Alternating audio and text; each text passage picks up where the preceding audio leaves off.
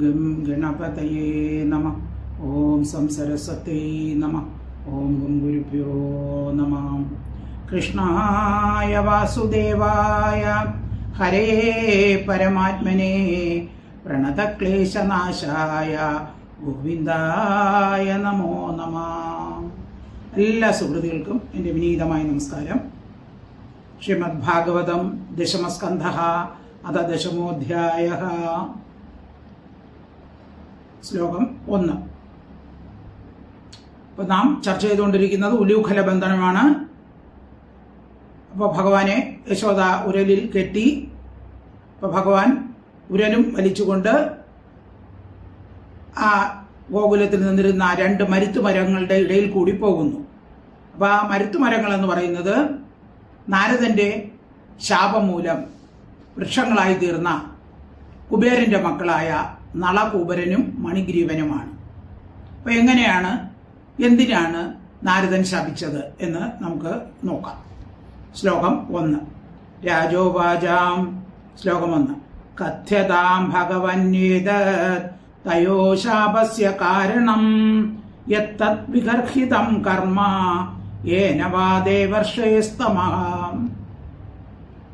പദച്ഛേദം. കഥ്യതാം ഭഗവൻ ഏതത് തയോഃ ശാപസ്യ കാരണം യത്തത് വിഗർഹിതം കർമ്മ യേന വാ ദേവർഷേഃ തമഃ. ഇനി അന്വയാർത്ഥം നോക്കാം. ഭഗവൻ അല്ലയോ ഭഗവാനെ, ആരെ പരീക്ഷിത്ത് ശ്രീശുക ബ്രഹ്മർഷിയോട് ചോദിക്കുകയാണ്. അല്ലയോ ഭഗവാനെ, തയോഹോ അവരുടെ, ആരുടെ, നള കൂബര മണിഗ്രീവന്മാരുടെ ശാപത്തിന്റെ തത് ഏതത് കാരണം, ഈ കാരണം കഥ്യതാം പറയപ്പെടണമേ. അപ്പോൾ നാരദന്റെ ശാപം മൂലമാണ് നളകൂബരനും മണിഗ്രീവനും മരുതുവൃക്ഷമായി മാറിയത് എന്ന് പറഞ്ഞു. ഇനി ആ ശാപത്തിന്റെ കാരണം എന്താണ് എന്നങ്ങ് പറഞ്ഞു തരിക. വിഗർഹിതം നിന്ദിക്കപ്പെടുന്നതായ തത്കർമ്മം, ആ പ്രവൃത്തി, യാതൊന്ന്, ഏനവാ യാതൊന്നുകൊണ്ട്, ദേവർഷേഹേ നാരദനും തമഹ അജ്ഞാനമെന്നതും പറയപ്പെടണേ. അപ്പൊ എന്ത് കാരണം കൊണ്ടാണ് ഇവർ മനുഷ്യജന്മം, അല്ല യക്ഷന്മാരുടെ ജന്മമാണ്, മനുഷ്യരെക്കാളും ഉയർന്ന നിലയിൽ യക്ഷന്മാരാണ്, യക്ഷന്മാരുടെ ജന്മത്തിൽ നിന്ന് അവർ താഴേക്ക് അധപ്പതിക്കാൻ കാരണം എന്താണ്? അപ്പൊ അത് എന്തിനാണ് നാരദ മഹർഷി ഇവരെ ശപിച്ചത് എന്ന് ചോദിക്കുകയാണ്. അപ്പോൾ നാരദൻ എന്ന് പറഞ്ഞത് മഹാജ്ഞാനിയാണ്. അപ്പൊ നാരദൻ ശപിക്കണമെങ്കിൽ അത് അനുഗ്രഹത്തിന് വേണ്ടി തന്നെ ആയിരിക്കും. നാരം എന്ന് പറഞ്ഞാൽ പാപം, ദ്യതി എന്ന് പറഞ്ഞാൽ ഖണ്ഡയതി, നശിപ്പിക്കുന്നു. അപ്പൊ നരന്മാരുടെ പാപത്തെ നശിപ്പിക്കുന്നവനാണ് നാരദൻ എന്ന് പറയും. അപ്പൊ അങ്ങനെ നാരദൻ ഇവരെ ശപിച്ചത് ഇവരുടെ നന്മയ്ക്ക് വേണ്ടിയാണ്, അനുഗ്രഹിക്കാൻ വേണ്ടിയാണെന്ന് പറയുന്നു. ശ്ലോകം 1. കഥ്യതാം ഭഗവന്യേതത് തയോ ശാപസ്യ കാരണം യത്തത് വിഗർഹിതം കർമ്മ യേന വാ ദേവർഷേസ്തമഃ. ശ്ലോകം 2. ശ്രീശുകോവാച രുദ്രസ്യാനുചരൗ ഭൂത്വാ ദുസ്തൃപ്തൗ ധനദാത്മജൗ കൈലാസോപവനേ രമ്യേ മന്ദാകിന്യാം മദോത്കടൗ. പദച്ഛേദം. രുദ്രസ്യ അനുചരൗ ഭൂത്വാ സുതൃപ്തൗ ധനദ് ആത്മജൗ കൈലാസ ഉപവനേ രമ്യേ മന്ദാകിന്യാം മദോത്കടൗ. അപ്പൊ ശ്രീശുകൻ പറയുകയാണ്, നാരദൻ ഇവരെ ശപിക്കാനുള്ള കാരണം എന്തെന്ന് പറയുകയാണ്. രുദ്രസ്യ പരമശിവന്റെ അനുചരവും സേവകന്മാരായ ധനദാത്മജോ കുബേരന്റെ പുത്രന്മാർ. അപ്പൊ പരമേശ്വരന്റെ സേവകന്മാരാണ് കുബേരന്റെ പുത്രന്മാരായ നളകുബരനും മണിഗ്രീവനും. അവർ സുതൃപ്തവും ഏറ്റവും ഗർവിഷ്ഠരായി ഭൂത്വ ഭവിച്ചിട്ട് മതോത്കടവും ഏറ്റവും മതമുള്ളവരായി. അതായത് പരമേശ്വരന്റെ സേവകന്മാരാണ്. ഇനി കുബേരന്റെ പുത്രന്മാരാണ്. അവർക്ക് ഗർഭിഷ്ഠം. അങ്ങനെയാണല്ലോ ആൾക്കാരില്ലേ, എന്തെങ്കിലും ധനവും സമ്പത്ത് വന്നു കൂടുമ്പോൾ അവർ ഗർഭിഷ്ഠരാകും. ഞാൻ തന്നെയാണ് എല്ലാം എന്നുള്ള ഭാവം. അങ്ങനെ എന്ത് ചെയ്തു? അവര് മതോത്കടവും ഏറ്റവും മതമുള്ളവരായി. വാരുണി, വരുണൻ നിർമ്മിച്ചതായ മദ്യത്തെ പീത്വ കുടിച്ചിട്ട് മതാകൂർണിത ലോചന, മതത്താൽ കലങ്ങിമറിഞ്ഞ കണ്ണുകളോട് കൂടിയവരായി മന്ദാകിനിയ ഗംഗയിൽ രമ്യേ മനോഹരമായ കൈലാസോ ഉപവനെ, കൈലാസ പർവ്വതത്തിലുള്ള പൂങ്കാവിൽ വനെ കാട് പുഷ്പിതേ പുഷ്പിച്ചിരുന്ന സമയത്ത്,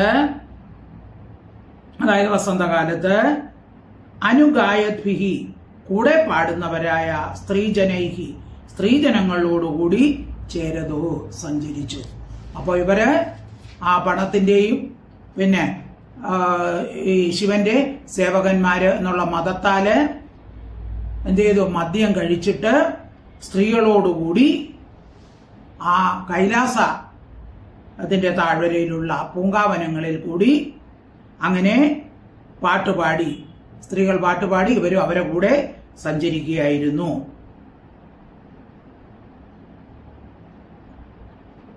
ശ്ലോകം രണ്ടും കൂടെ ഒന്ന് വെച്ച് ഇവിടെ വായിക്കാം. ശ്രീശുകവാച 2-3 രുദ്രസ്യാനുചരൗ ഭൂത്വാ സുതൃപ്തൗ ധനാത്മജൗ കൈലാസോപവനെ രമ്യേ മന്ദാകിന്യാം മദോത്കടൗ വാരുണീം മധുരാം പീത്വാ മധാകൂർണിതലോചനൗ സ്ത്രീജനൈരനുഗായദ്ഭി ചേരതു പുഷ്പിദേവനെ.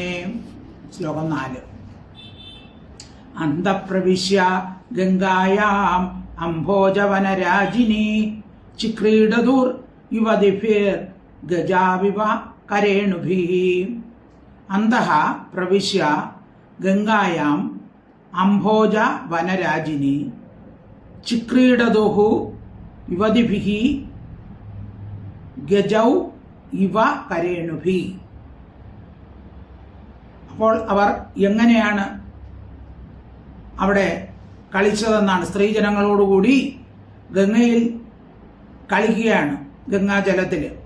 അതായത് താമരപ്പൂക്കൾ ഉള്ള ആ നദിയില് എങ്ങനെയാണ് ആന പിടിയാനകളോടുകൂടി കളിക്കുന്നത്, മതയാന പിടിയാനകളോടുകൂടി കളിക്കുന്നത്, അതുപോലെ മതോന്മത്തരായ ഇവർ സ്ത്രീകളോടുകൂടി കളിച്ചു. അംഭോജ വനരാജിനി, താമരപ്പൂക്കൾ കൊണ്ട് ശോഭിക്കുന്ന ഗംഗായാം ഗംഗയിൽ, അന്തഃ മധ്യത്തിൽ പ്രവേശിച്ചിട്ട് ഗംഗാ നദിയിൽ ഇറങ്ങി. എങ്ങനെ? കരേണുഭി ഗജൗ ഇവ, പിടിയാനകളോടുകൂടി ഗജൗ ഇവ, 2 ആനകൾ എന്ന പോലെ, 2 മതം പിടിച്ച 2 ആനകൾ പിടിയാനകളോടുകൂടി എങ്ങനെയാണോ കളിക്കുന്നത്, യുവതിഭി സ്ത്രീകളോടുകൂടി അവർ ചിക്രീടുതു കളിച്ചു. അപ്പൊ ഗംഗയിൽ പ്രവേശിച്ച, ഗംഗ എന്ന് പറഞ്ഞ പുണ്യജലമാണ്, അതിലെ 13 കാര്യങ്ങൾ ചെയ്തുകൂടാത്തതുണ്ട്.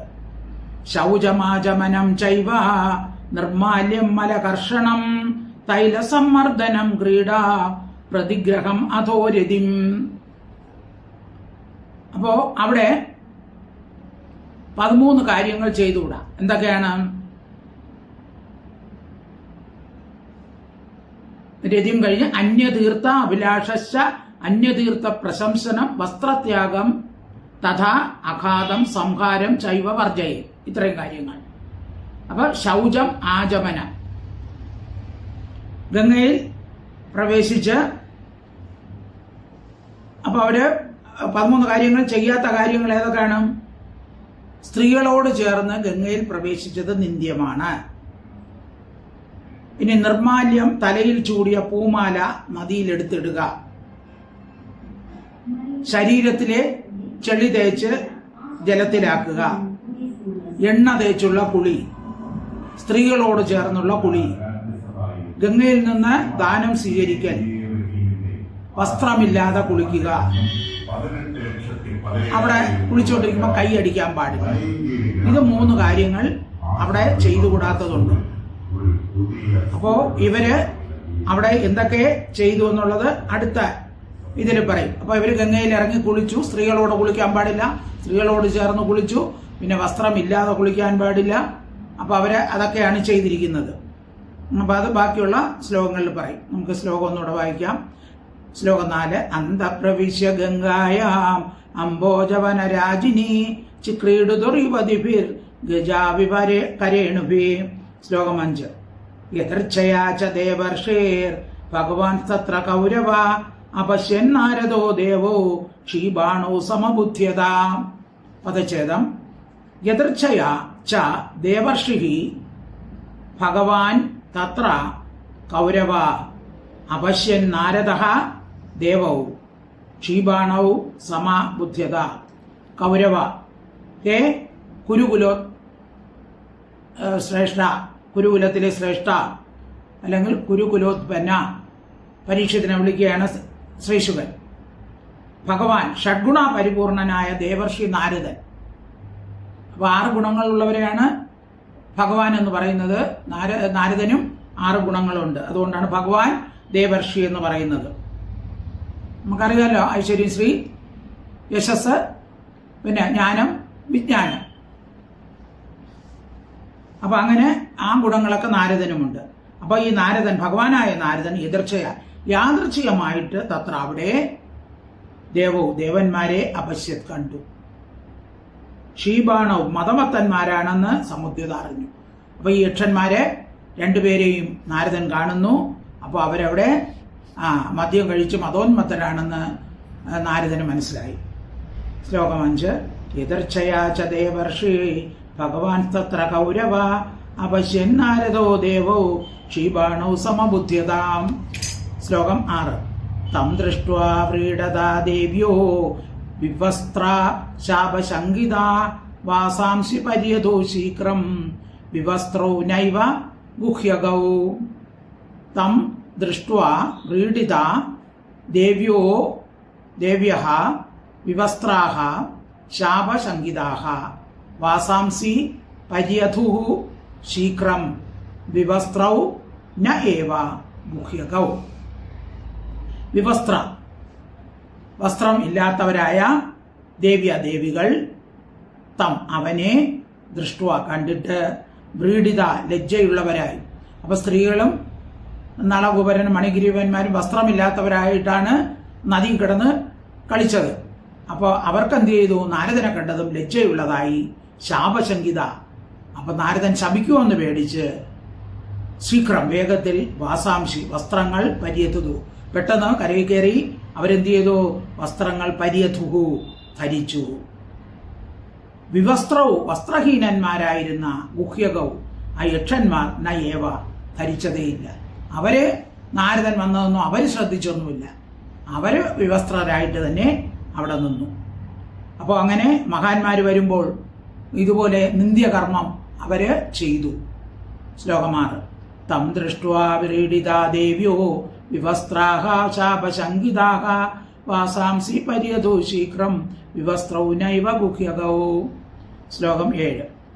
തം ദൃഷ്ട്വാ മതിരാമത്തൗ ശ്രീമദാന്തൗ സുരാത്മജൗ തയോർ അനുഗ്രഹാർത്ഥായ ശാപം ദാസ്യൻ ഇദം ജഗൗ. തൗ ദൃഷ്ട്വാ മതിരാമത്തൗ ശ്രീമദാന്തൗ സുരാത്മജൗ തയോഃ അനുഗ്രഹാർത്ഥായ ശാപം ദാസ്യൻ ഇദാ ജഗൗ. മതിരാമത്തൗ, മദ്യം കൊണ്ട് മതിച്ച്, ശ്രീമതാന്തവും ഐശ്വര്യമതത്താൽ കണ്ണു കാണാത്തത്. അതായത് കുബേരന്റെ മക്കളാണ്, എല്ലാ ഐശ്വര്യങ്ങളും ഉണ്ട്. അപ്പൊ ഞങ്ങൾ തന്നെ വലിയ ആൾക്കാർ എന്നുള്ള രീതിയിൽ ഐശ്വര്യം കൊണ്ട് കണ്ണു കാണാതെ, ഇതാണല്ലോ ഇപ്പോഴും ഇങ്ങനെയുള്ള ഈ ലോകത്ത് സംഭവിക്കുന്നതാണല്ലേ. ഐശ്വര്യം വന്നുകൂടുമ്പോൾ അവന് കണ്ണു കണ്ടുകൂടാ, നേരത്തെ വന്ന വഴി മറന്നുപോകും. അപ്പൊ അതുപോലെ തന്നെയായിരുന്നു ഇവരും. സുരാത്മജവും ദേവപുത്രന്മാരുമായിരിക്കുന്ന തൗ അവരെ ദൃഷ്ട്വാ കണ്ടിട്ട് തയോഹോ അവരുടെ അനുഗ്രഹാർത്ഥായ അനുഗ്രഹിക്കുന്നതിനും ഉള്ള പ്രയോജനത്തിന് വേണ്ടിയിട്ട്. അപ്പൊ അവരെ ശപിച്ചത് അവരെ അനുഗ്രഹിക്കാൻ വേണ്ടിയാണ്. ശാപത്തെ ദാസ്യൻ ദാനം ചെയ്യാൻ പോകുന്നവനായിട്ട് ഇതിനെ ജഗൗ പറഞ്ഞു. അപ്പോൾ അവരെ അനുഗ്രഹിക്കാൻ വേണ്ടി ശപിക്കാൻ പോവുകയാണ്.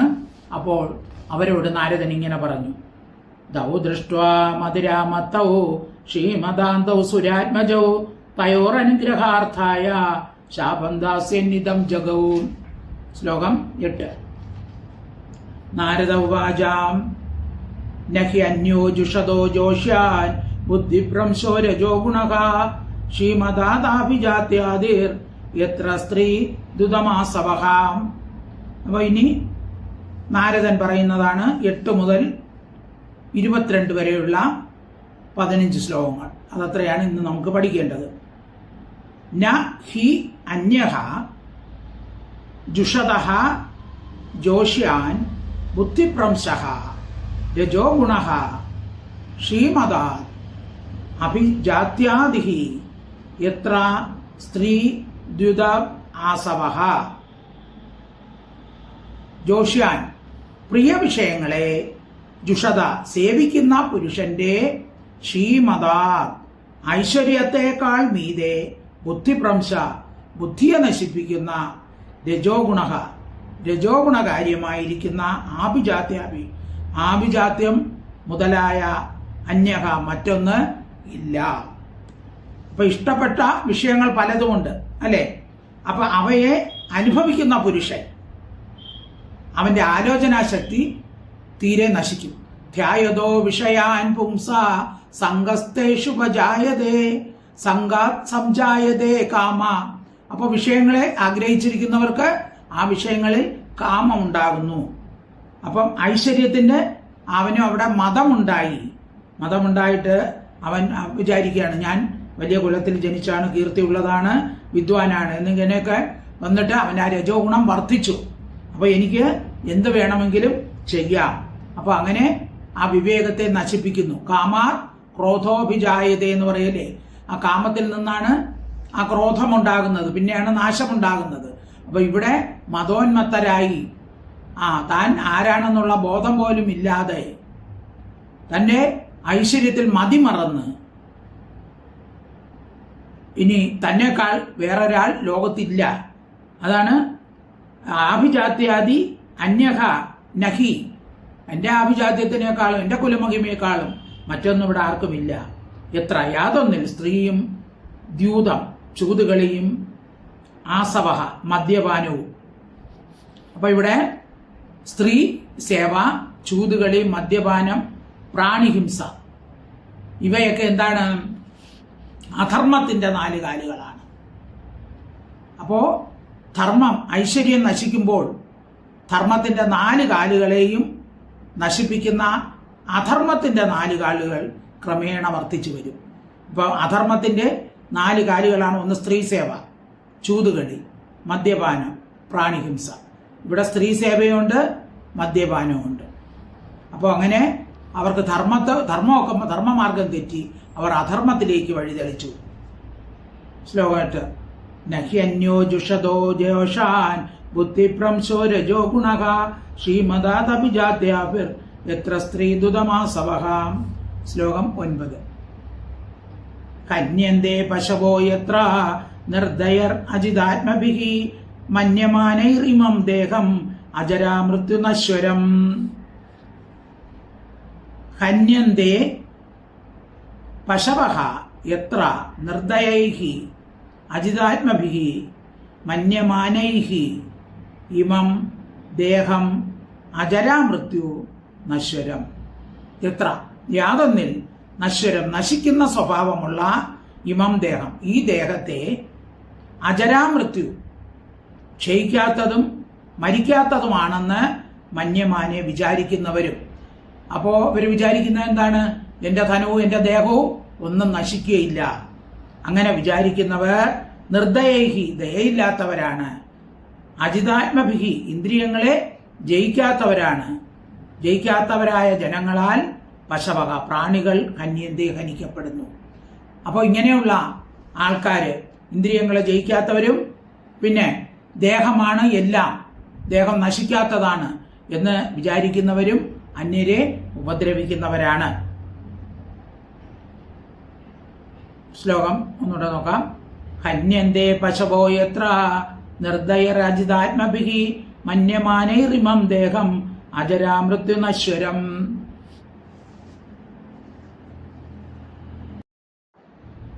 ശ്ലോകം 10.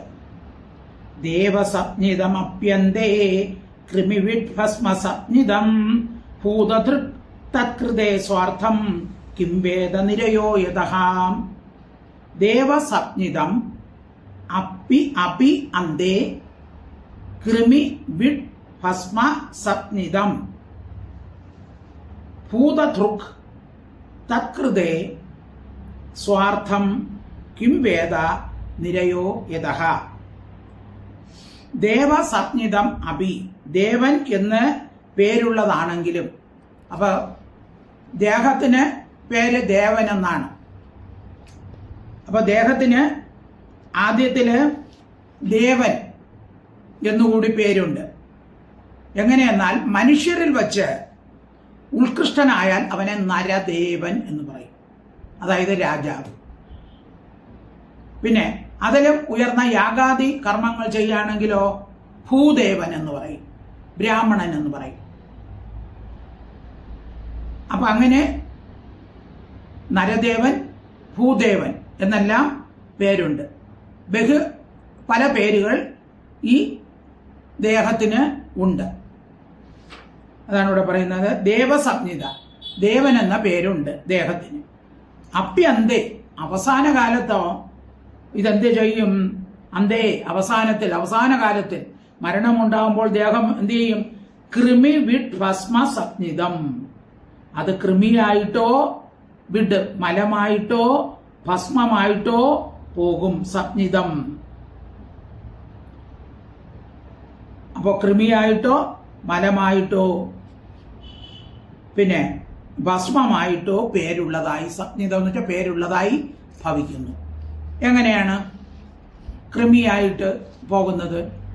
ഇപ്പോൾ ആരെങ്കിലും മരിച്ച് എവിടെയെങ്കിലും ദേഹം കിടക്കുകയാണ്, അത് അവിടെ കിടന്ന് പുഴുത്ത് പുഴുവരിച്ചു പോകും. അപ്പോൾ പുഴുവായിട്ട് അത് പുഴുവിനുള്ള ആഹാരമായിട്ട് അതങ്ങ് പോകും. ചിലപ്പോഴാണെങ്കിലോ ചില ജന്തുക്കളൊക്കെ മനുഷ്യരെ പിടിച്ച് കടിച്ച് തിന്നുമ്പോൾ ഈ ദേഹം എന്തായി പോകും? മലമായിട്ട് പോകും. പിന്നെ ചിലവരും മരിക്കുമ്പോൾ സാധാരണ എന്ത് ചെയ്യും? അഗ്നിയിൽ ദഹിപ്പിക്കും. അപ്പോഴോ അത് ഭസ്മമായി പോകും. അപ്പൊ ഈ ദേഹം എന്ന് പറയുന്നത് മലമായിട്ടോ ഭസ്മമായിട്ടോ അതുപോലെ തന്നെ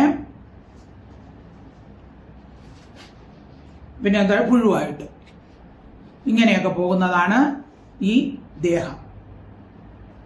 അപ്പൊ അതുകൊണ്ട് നമ്മൾ അഹങ്കരിക്കേണ്ട കാര്യമില്ല.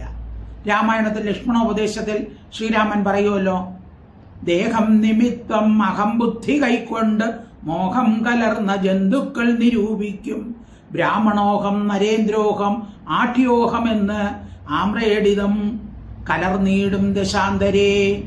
അപ്പോ ആഠ്യന്മാരാണ്, ഞാൻ ആഠ്യന കുലത്തിലാണ് ജനിച്ചത്, ഞാൻ ബ്രാഹ്മണനായിട്ടാണ് ജനിച്ചത്, അല്ലെങ്കിൽ ഞാൻ രാജാവായിട്ടാണ് ജനിച്ചത് എന്ന് പല പ്രാവശ്യം പറയുന്നവർ അവസാനം എന്താണ്? ജന്തുക്കൾ ഭക്ഷിച്ചു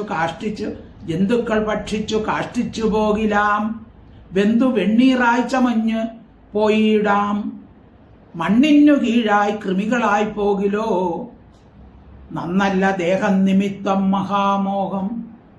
അപ്പോ ദേഹത്തിന് നമ്മൾ മോഹിക്കണ്ട.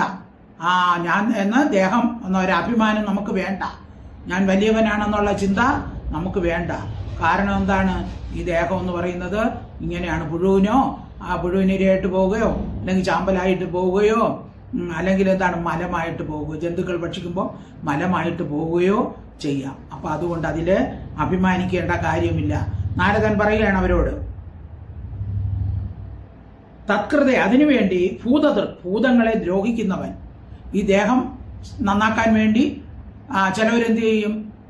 പിന്നെ മറ്റുള്ളവരെ ദ്രോഹിക്കും. ഇപ്പോൾ രാജാക്കന്മാരൊക്കെ അല്ലെങ്കിൽ രാജാക്കന്മാരുടെ കിങ്കരന്മാർ പാവപ്പെട്ട ആളുകളെയൊക്കെ ഉപദ്രവിക്കുന്നവരുണ്ടല്ലോ. അപ്പൊ അങ്ങനെ ചിലവർ പാവപ്പെട്ടവരെയൊക്കെ ഉപദ്രവിക്കും. അപ്പൊ അങ്ങനെ മറ്റുള്ളവർക്ക് ദ്രോഹം ചെയ്യുന്നവര് എന്തിനാണ്? സ്വാർത്ഥം, സ്വപ്രയോജനത്തെ. വേദക്കും അറിയുന്നുണ്ടോ? യഥ യാതൊന്നിൽ നിന്ന് നിരേയക. അപ്പോൾ എന്താണ് ലഭിക്കുന്നത്? അവസാനം നരകയാതന അനുഭവിക്കും. അപ്പൊ ഈ ദേഹത്തില് ആരും അഭിമാനം കൊള്ളേണ്ട കാര്യം ഇല്ല എന്നാണ് പറയുന്നത്. നാരദൻ പറഞ്ഞു കൊടുക്കുകയാണ്. ദേവസപ്നിതമപ്യന്തേ കൃദ്ഭസ്മസപ്നിതം കൃമിവിഡ്ഭസ്മസപ്നിതം ഭൂതദൃക് തത്കൃതേ സ്വാർത്ഥം കിം വേദ നിരയോ യതഃ. ശ്ലോകം 11. ദേഹ കിം അന്നദാദോ സ്വം നിഷേക്തുർ മാതുരേവ ച മാതു പിതർവാ ബലിന കേതുരഗ്നേശുനോഭിവാം. ദേഹ കിം അന്നദാതുഹു സ്വം നിഷേക്തുഹു മാതുഹു ഏവ ച മാതുഹു പിതർവാ ബലിനഃ കേതുഹു അഗ്നേ ശുനഃ അഭിവ. അപ്പൊ ഈ ശരീരം ആരുടേതാണ്? സ്വകിം, തൻ്റേതാണോ? ശരീരം നമ്മുടേതാണോ? അന്നധാതുക്കും, നമുക്ക് അന്നം തരുന്നവൻ്റെതാണോ ഈ ശരീരം? അപ്പൊ ഈ ശരീരം പുഷ്ടിപ്പെടണമെങ്കിൽ അന്നം കിട്ടണം.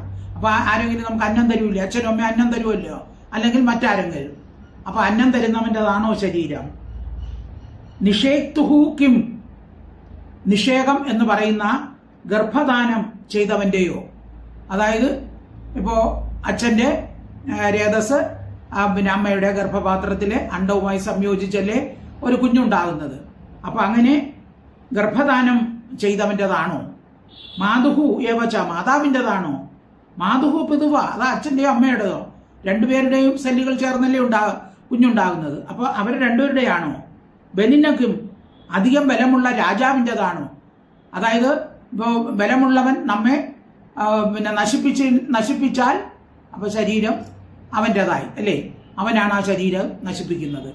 അപ്പൊ അങ്ങനെ ബലമുള്ളവൻ്റെതാണോ ഈ ശരീരം? അവന് ബലമുള്ളവൻ നമ്മളെ നശിപ്പിക്കാത്തതുകൊണ്ടാണ് നമ്മുടെ ശരീരം ഇങ്ങനെ ഇരിക്കുന്നത്. കേതുക്കും, വാങ്ങിയവൻ്റെതാണോ? അത് നമ്മൾ എവിടെയെങ്കിലും ജോലി ചെയ്യുമ്പോൾ നമ്മൾ അവിടെ നിന്ന് ശമ്പളം വാങ്ങിക്കും അല്ലെ? അപ്പൊ അവൻ്റെതാണോ നമ്മുടെ ശരീരം? ആ ശമ്പളം കൊണ്ടല്ലേ നമ്മൾ ശരീരം പുഷ്ടിപ്പെടുത്തുന്നത്. അവൻ്റെതാണോ? അഗ്നേക്കും, അവസാനം പോകുന്നത് അഗ്നിയിലാണല്ലോ. അപ്പൊ അഗ്നിയുടേതാണോ? ശുനഹാഭിവ, നായയുടേതാണോ? അവസാനം നായ്ക്കൾ കടിച്ചു വലിച്ചു കൊണ്ടുപോകണമെങ്കിൽ ഇത് നായിൻ്റെതാണോ? ഈ ശരീരം ഇത് ആരുടേതാണ്? ഈ ദേഹം ആരുടേതാണ്? ശ്ലോകം 11. ദേഹം കിം അന്നദാദോ സ്വം നിഷേക്തുർ മാതുരേവ ച മാതുപിതുർവാ ബലിന കേതുരഗ്നേശുനോഭിവാം. ശ്ലോകം 12. ഏവം സാധാരണം ദേഹം അവ്യക്തപ്രഭവാപ്യയം കോ വിദ്വാൻ ആത്മസാത് കൃത്വാ ഹന്തി ജന്തൂൻ ഇർദേസ് അസതഃ. ഏവം സാധാരണ ദേഹം അവ്യക്ത പ്രഭവ അപ്യയം കഹ വിദ്വാൻ ആത്മസാത് കൃത്വാ ഹന്തി ജന്തൂൻ ഇർദേ അസതഃ. ഏവം, ഇപ്രകാരം സാധാരണ എല്ലാവർക്കും ഉള്ളതും അവ്യക്ത പ്രഭവാപ്യയം, അവ്യക്തത്തിൽ നിന്നുണ്ടായതും. അതായത് അവ്യക്തം എന്ന് പറഞ്ഞാൽ മൂലപ്രകൃതി, മായ. അതായത് സൃഷ്ടി ഉണ്ടാകുമ്പോൾ മായയിൽ നിന്നാണല്ലോ എല്ലാം ഉണ്ടാകുന്നത്. പഞ്ചഭൂതങ്ങളും ഇന്ദ്രിയങ്ങളും മനസ്സും എല്ലാം ഉണ്ടാകുന്ന മായയിൽ നിന്നാണല്ലോ. അതാണ് അവ്യക്തം. അവ്യക്തത്തിൽ നിന്നുണ്ടായി, പിന്നെ അതിൽ തന്നെ അവസാനം ലയിക്കുകയും ചെയ്യും. അങ്ങനെയുള്ള ദേഹം, ശരീരത്തെ ആത്മസാത്കൃത്വ, താനായി അഭിമാനിച്ചിട്ട്, അസതഹ ഹൃദയ, മൂഢന്മാരെ ഒഴിച്ച്, കഹ വിദ്വാൻ, അറിവുള്ള ഏതൊരുവൻ, ജന്തുവിൻ, പ്രാണികളെ ഹനിക്കും. അപ്പോ ഈ ശരീരം നമ്മളതെന്ന് അഭിമാനിച്ചാണ് ഇതെല്ലാം ചെയ്യുന്നത്. ശരിക്കും ശരീരം നിങ്ങളുടേതാണോ? അല്ല. പിന്നെ എന്തിനാണ് ഇങ്ങനെ മൂഢന്മാരെ പോലെ ഇങ്ങനെയൊക്കെ ചെയ്യുന്നത്? മൂഢന്മാരെ ഒഴിച്ച് ആരും ഇങ്ങനെയുള്ള പ്രവൃത്തികൾ ചെയ്യുകയില്ല, പ്രാണികളെ മറ്റുള്ളവരെ ഉപദ്രവിക്കുകയുമില്ല എന്ന് പറയുകയാണ്. ശ്ലോകം 12 ഒന്നുകൂടെ. ഏവം സാധാരണം ദേഹം അവ്യക്ത പ്രഭവാപ്യയം കോ വിദ്വാൻ ആത്മസാത് കൃത്വാ ഹന്തി ജന്തു നിർദ്ദേശതാം. ശ്ലോകം 13. അസദാ ശ്രീമദാന്തസ്യ ദാരിദ്ര്യം പരിമഞ്ജനം ആത്മൗപമന്യ ഭൂതാനി ദരിദ്ര പരമീക്ഷതേ. അസതഃ ഇന്ദ്രിയജയമില്ലാത്ത ശ്രീമതാന്തസ്യ ഐശ്വര്യമതം കൊണ്ട് അന്ധനായവന് ദാരിദ്ര്യം പ്രധാനമായ അഞ്ജനം മരുന്നാകുന്നു. ദരിദ്രൻ ആത്മൗപമ്യേന തന്നെ ഉപായമാക്കിയിട്ട് ഭൂതങ്ങളെ ഈക്ഷതേ പരം നോക്കുന്നു നിശ്ചയം. അപ്പോ ഇന്ദ്രിയജയം ഇല്ലാത്തവന്, ഐശ്വര്യമതം കൊണ്ട് അന്ധനായവന്, അവന് എന്തോന്നാണ് മരുന്ന്? ദാരിദ്ര്യമാണ്. അപ്പൊ അവന് ദാരിദ്ര്യം വന്നാലേ അവൻ എല്ലാത്തിൻ്റെയും വില അറിയുള്ളൂ. നമുക്കറിയാമല്ലോ, പ്രളയം വന്നപ്പോൾ വലിയ പണക്കാര്, ഞാനെന്ന് അഭിമാനിച്ചിരുന്നവര്, വലിയ കൊട്ടാരം വെച്ചവര്, വലിയ കാർ വാങ്ങിച്ചവര്, ഇവരെല്ലാവരും എന്ത് ചെയ്തു? അവസാനം അഭയകേന്ദ്രങ്ങളിൽ ഒരു കഷ്ണം റൊട്ടിക്ക് വേണ്ടി യാചിച്ചു, പാവപ്പെട്ടവരോടൊപ്പം നടന്നു.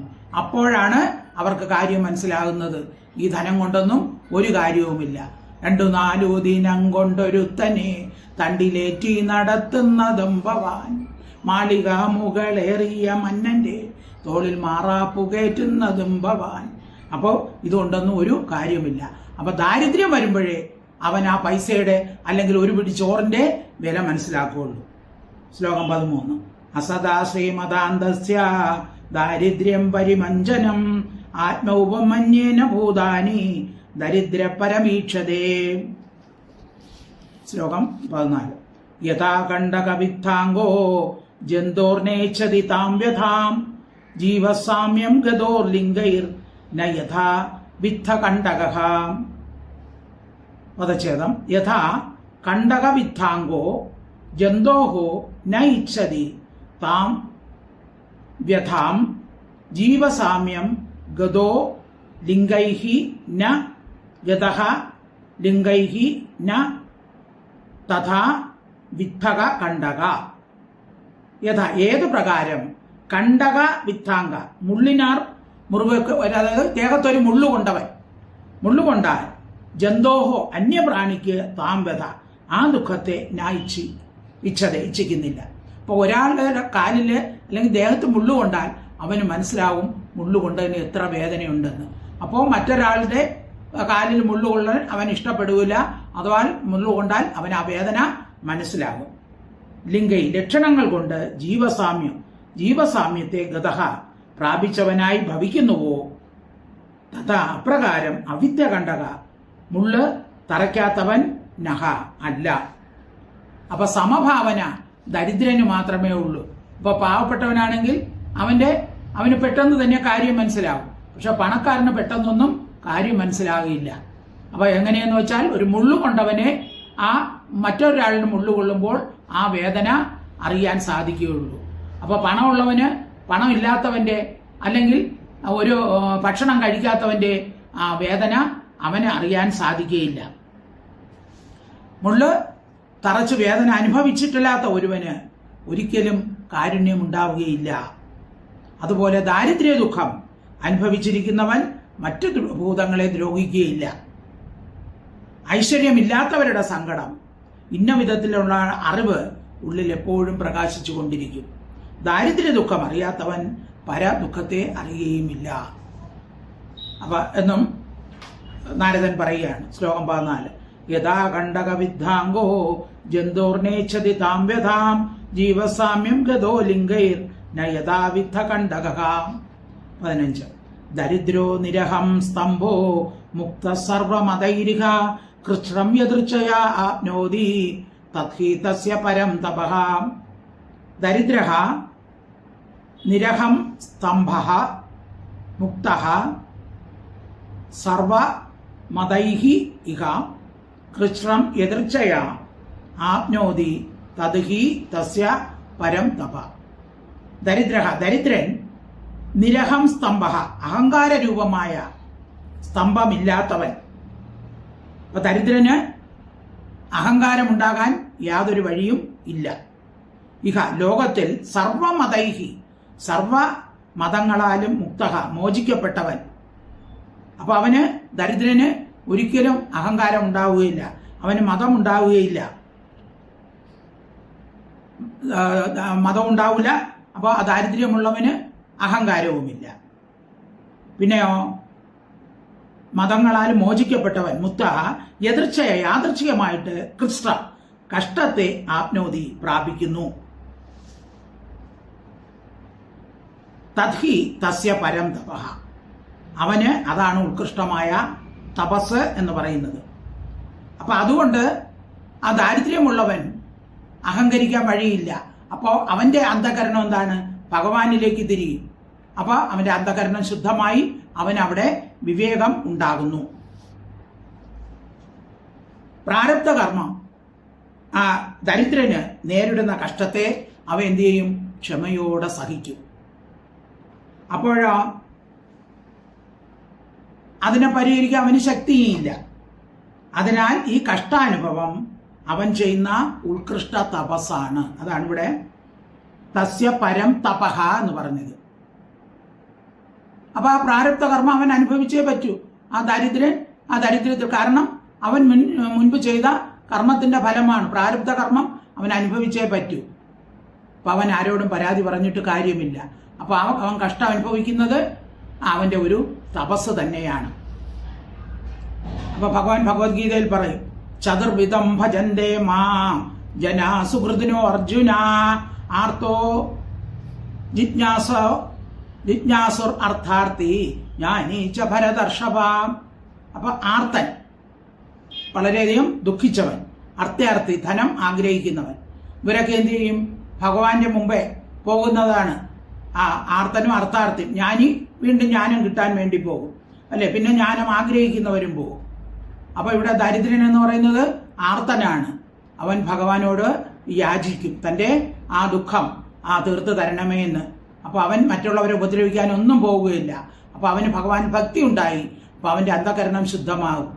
അപ്പൊ അവന് വിവേകം, ജ്ഞാനം ഉണ്ടായി വരും. അന്ധകരണം ശുദ്ധമായാലേ ജ്ഞാനോദയം ഉണ്ടാവുകയുള്ളൂ. അപ്പൊ അത് അവന്റെ തപസ് തന്നെയാണ്. ശ്ലോകം 15. ദരിദ്രോ നിരഹം സ്തംഭോ മുക്ത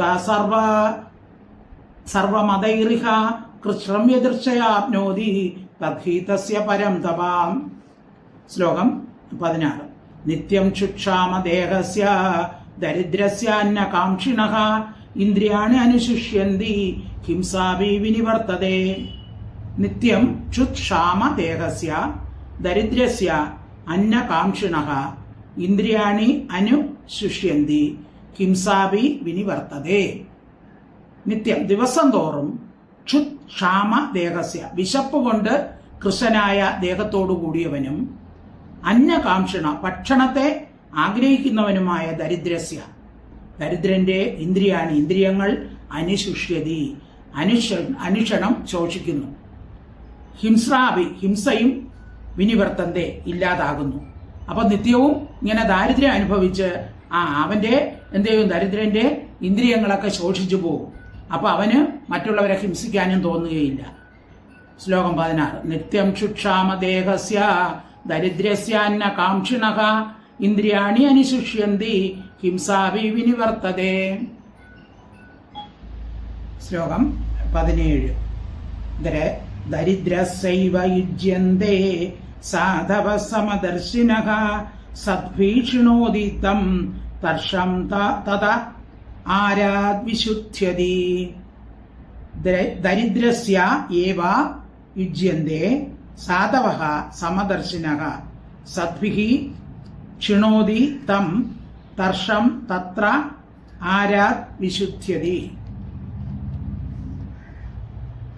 സമദർശിനഃ സമത്തെ കാണുന്നവരായ, അതായത് സമഭാവന, എല്ലാവരിലും ഈശ്വരനെ ദർശിക്കുന്നവർ, സാധവ സത്തുക്കൾ, ദരിദ്രസ്യ ഏവ ദരിദ്രന് തന്നെ യുജ്യന്തേ ചേർച്ചയുള്ളവരായി തീരുന്നു. അപ്പോൾ ദരിദ്രന് ചേർച്ചയുള്ളവർ ആരാണ്? എല്ലാവരെയും സമഭാവനയായിട്ട് കാണുന്ന സത്തുക്കളാണ്. തം തർഷം ആ ആഗ്രഹത്തെ സദ്ഭിഹി സത്തുക്കൾ നിമിത്തം ക്ഷിണോതി നശിപ്പിക്കുന്നു. തതഹ അനന്തരം ആരാ ഉടനെ വിശുദ്ധ്യതി വിശുദ്ധനായി ഭവിക്കുന്നു. അപ്പോ ദാരിദ്ര്യ നിമിത്തം കഷ്ടത അനുഭവിക്കുന്നവന് എങ്ങനെ വിവേകമുണ്ടാകും എന്നുള്ള ചോദ്യത്തിന് ഉത്തരമാണ്. അപ്പോ ദരിദ്രന് ധനമൊന്നുമില്ല, ബന്ധുമിത്രാദികൾ അവനെ ആദരിക്കുകയില്ല. അപ്പൊ അങ്ങനെയുള്ളവൻ എന്തു ചെയ്യും? പലയിടത്തും സഞ്ചരിക്കുമ്പോൾ അവൻ സജ്ജനങ്ങളെ, സത്തുക്കളെ കാണാൻ ഇടവരും. അങ്ങനെ അവന് സത്തുക്കളുടെ സത്സംഗം ഉണ്ടാകും. അതിന്റെ ഫലമായിട്ട് സത്തുക്കളുമായിട്ട് സംസാരിക്കുമ്പോൾ അവന്റെ ദുഃഖങ്ങളൊക്കെ ഇല്ലാതാകും. അപ്പൊ അവര് അതിനുള്ള മാർഗങ്ങളൊക്കെ പറഞ്ഞു കൊടുക്കും സജ്ജനങ്ങളുമായിട്ട് സംസാരിക്കുമ്പോൾ. വിഷയാ വിനിവർത്തന്തേ നിരാഹാരസ്യ ദേഹിനഃ രസവർജം രസോപ്യസം പരം ദൃഷ്ട്വാ നിവർത്തതേ. ആഹാരഹീനനായിരിക്കുന്ന ദരിദ്രനായിരിക്കുന്ന പുരുഷന്റെ രസേന്ദ്രിയത്തെ ഒഴിച്ചുള്ള മറ്റിന്ദ്രിയങ്ങൾക്ക് തളർച്ച സംഭവിക്കും. അപ്പൊ അധിക സ്വാദുള്ള കുറച്ച് ഭക്ഷണ പദാർത്ഥം മാത്രമേ അവൻ കഴിക്കുകയുള്ളൂ, വിശപ്പിന് മാത്രമേ അവൻ കഴിക്കുകയുള്ളൂ. അപ്പൊ മഹത്തുക്കളുടെ ഉപദേശം അവന് കിട്ടുമ്പോൾ അവന് ഭയങ്കര ആനന്ദം ഉണ്ടാകും. അപ്പൊ ആ ഭക്ഷണം കഴിക്കുന്നതിനേക്കാൾ ആനന്ദം മഹത്തുക്കളുമായിട്ടുള്ള സത്സംഗത്വേ നിസ്സംഗത്വം, നിസ്സംഗത്വേ നിർമോഹത്വം, നിർമോഹത്വേ നിശ്ചലതത്വം, നിശ്ചലതത്വേ ജീവൻ മുക്തി. അപ്പൊ ആ സത്സംഗം കൊണ്ട്, സത്തുക്കളുമായിട്ടുള്ള സംസർഗം കൊണ്ട് അവന്റെ ആഗ്രഹങ്ങളെല്ലാം ഇല്ലാതായിട്ട് നിസ്സംഗം വരും. അപ്പൊ വിഷയങ്ങളിൽ നിന്നും അവന്റെ ആസക്തി ഇല്ലാതാകും. നിസ്സംഗത്തെ നിർമോഹമില്ലാതായി അവസാനം ആ തത്വം, അവന് ആ ജ്ഞാനം ഉണ്ടാകുന്നു. ശ്ലോകം 17. ദരിദ്രസ്യൈവ യുജ്യന്തേ സാധവ സമദർശിനഃ സദ്വീഷിണോദീതം തർഷം തഥാ ആരാദ്വിശുദ്ധ്യതേ. ശ്ലോകം 18. സാധൂനാം സമചിത്താനാം മുകുന്ദചരണൈഷിണാം ഉപേക്ഷ്യൈകിം ധനസ്തംഭൈർ അസദ്ഭിർ അസദാശ്രയൈഃ. സാധൂനാം സമചിത്താനാം മുകുന്ദ ചരണൈഷ്ണാം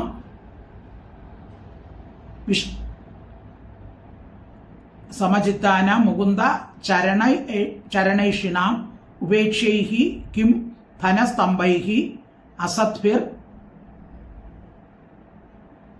സദാശ്രയൈഃ.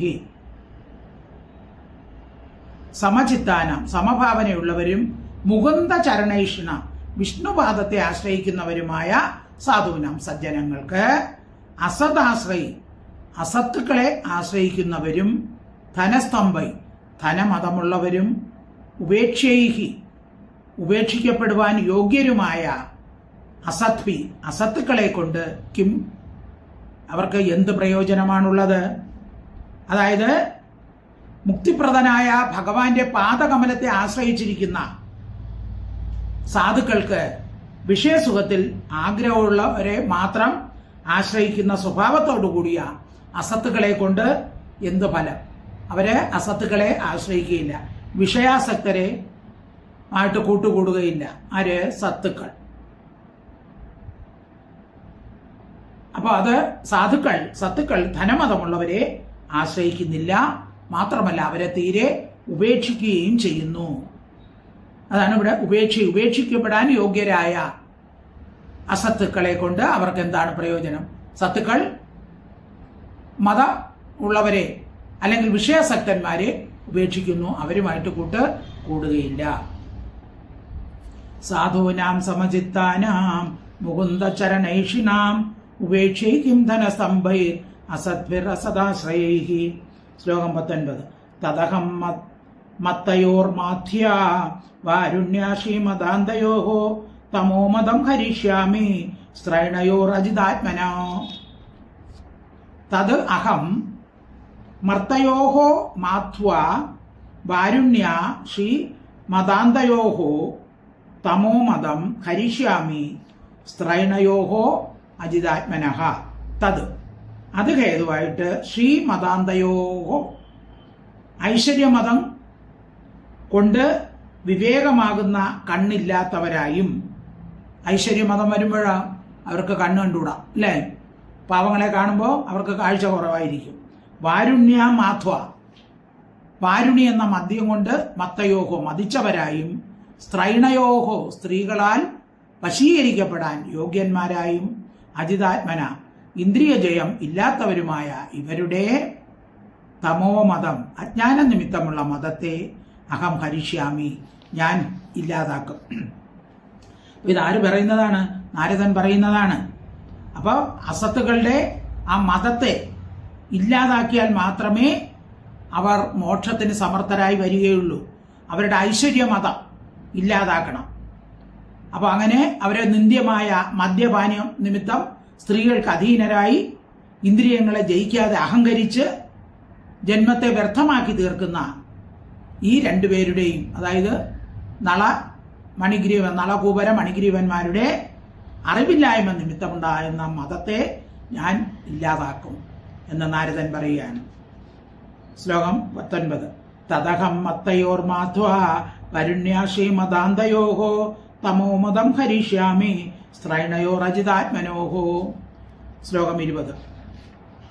യദിമൗ ലോകപാലസ്യ പുത്രൗ ഭൂത്വാ തമപ്ലുതൗ ന വിവാസ സമാത്മാനം വിജാനീത സുദുർമദൗ. യത് ഇമൗ ലോകപാലസ്യ പുത്രൗ ഭൂത്വാ തമപ്ലുതൗ സ വിവാസ സമാത്മാനം വിജാനീതഃ ദുർമദൗ. യാതൊന്ന് ഹേതുവായിട്ട് ഇമൗ ഇവർ രണ്ടുപേർ നളകുപര മണിഗ്രീവന്മാർ ലോകപാലന്റെ പുത്രവും, അതായത് കുബേരന്റെ മക്കളായിട്ട് ഭൂത്വ ഭവിച്ചിട്ട് തമഹാപ്ലുതവും അജ്ഞാനത്താൽ മുഴുകി വ്യാപിക്കപ്പെട്ടവരും ദുർമതവും ഏറ്റവും ദുഷിച്ച മതമുള്ളവരുമായിട്ട് വിവാസം വസ്ത്രമില്ലാതെ ആത്മാനം തങ്ങളെ യതിന വിജാനീത അറിയുന്നില്ല. അപ്പൊ വിവസ്ത്രരായിട്ട് വസ്ത്രമില്ലാതെയാണ് അവർ നദി കുളിക്കുന്നത്. അപ്പൊ അവര് ഞാൻ കുബേരന്റെ മക്കളാണെന്നുള്ള മതനിമിത്തം അവര് ഇതൊന്നും ശ്രദ്ധിക്കുന്നതേയില്ല. യതിമൗ ലോകപാലസ്യ പുത്രൗ ഭൂത്വാ തമപ്ലുതൗ ന വിവാസ സമാത്മാനം വിജാനീത ദുർമദൗ. ശ്ലോകം 21. അതോ അർഹത സ്ഥാവരതാം സ്യാദാം നൈവ യഥാ പുനഃ സ്മൃതി സാത്മത്പ്രസാദേന തത്രാപി മദനുഗ്രഹാത്. അതഃ അർഹതഃ സ്ഥാവരതാം സ്യാദാം ന ഏവം യഥാ പുനഃ സ്മൃതി സ്യാത് മത്പ്രസാദേന തത്ര അപി മദ അനുഗ്രഹാത്.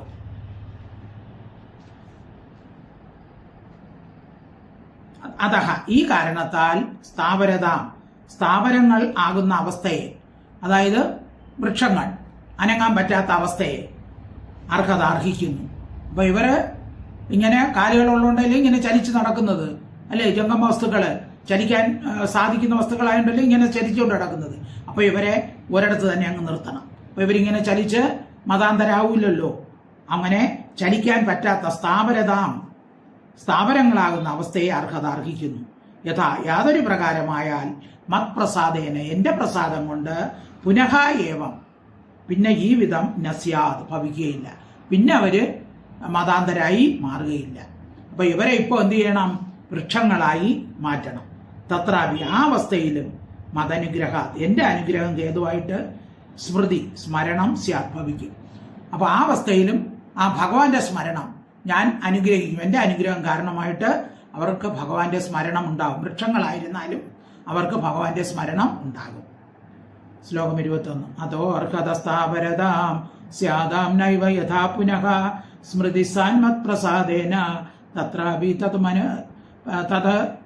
അനുഗ്രഹാത്. ശ്ലോകം 22. വാസുദേവസ്യ സാന്നിധ്യം ലബ്ധ്വാ ദിവ്യശരക്ഷതേ വൃത്തേ സ്വർലോകതാം ഭൂയോ ലബ്ധഭക്തി ഭവിഷ്യതഃ. വാസുദേവസ്യ സാന്നിധ്യം ലബ്ധ്വാ ദിവ്യശരക്ഷതേ വൃത്തേ സ്വർലോകതാം ഭൂയഃ ലബ്ധഭക്തി ഭവിഷ്യതഃ. ദിവ്യശരക്ഷതേ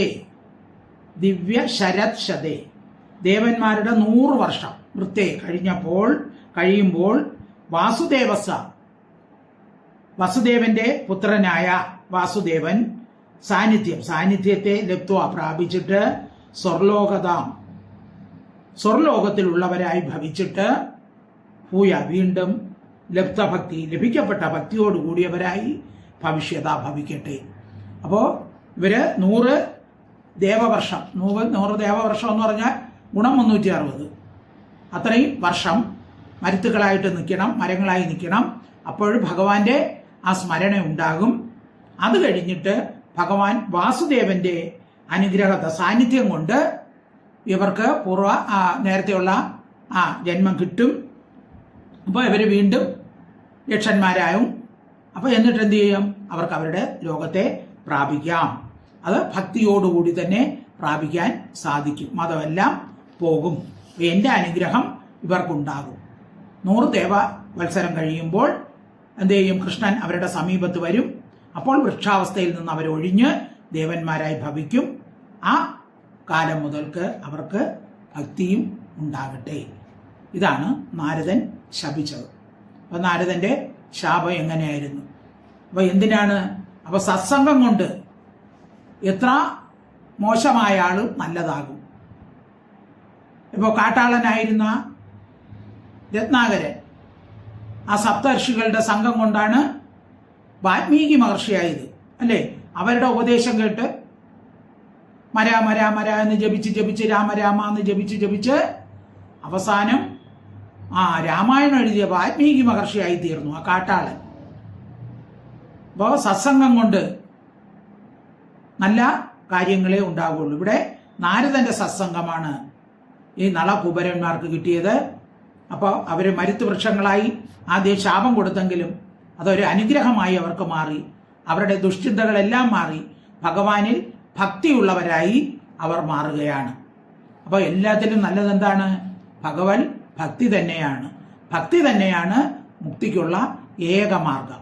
അപ്പോൾ അങ്ങനെ നാരദൻ എന്ത് ചെയ്യുന്നു? അവരെ അനുഗ്രഹിക്കുകയാണ് ചെയ്യുന്നത്. നമുക്ക് ഇന്ന് ഇവിടെ നിർത്താം. അടുത്ത ക്ലാസ്സിൽ അതിൻ്റെ ബാക്കി എങ്ങനെയാണ് അവർക്ക് ആ മോക്ഷം കിട്ടിയത്, ഭഗവാൻ എങ്ങനെ മോക്ഷം കൊടുത്തു എന്നുള്ളത് നമുക്ക് അടുത്ത ക്ലാസ്സിൽ പഠിക്കാം. സർവത്ര ഗോവിന്ദ നാമ സങ്കീർത്തനം. ഗോവിന്ദ ഹരി ഗോവിന്ദ. പ്രത്യുഷസിലുത്തിതരായി കൈകഴുകി ഭദ്രദീപം കത്തിച്ചുടൻ കട്ടത്തയിൽ കടഞ്ഞിടുമ്പോൾ ആമോദമണം പാടി പെൺകീടങ്ങൾ പാടിയിടുന്നു രാമകൃഷ്ണ ദാമോദര എന്നീ പ്രകാരം. രാമകൃഷ്ണ ദാമോദര എന്നീ പ്രകാരം. സർവത്ര ഗോവിന്ദ നാമ സങ്കീർത്തനം. ഗോവിന്ദ ഹരി ഗോവിന്ദ. ഹരി ഓം തത്സത്. ഹരി ഓം തത്സത്. ഹരി ഓം തത്സത്.